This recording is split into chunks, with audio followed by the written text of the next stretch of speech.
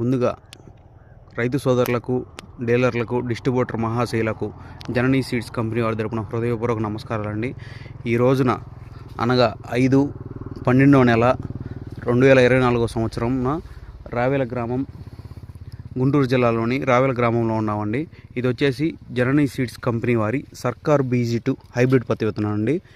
చూడండి, దీంట్లో already 6 quintal పత్తి తీసాడండి. ఇంకా దగ్గర 150 కాయల పైనే ఉన్నాయి. ఒక్కొక్క చెట్టుకి కొమ్మ చూడండి ఎలా సాగిందో.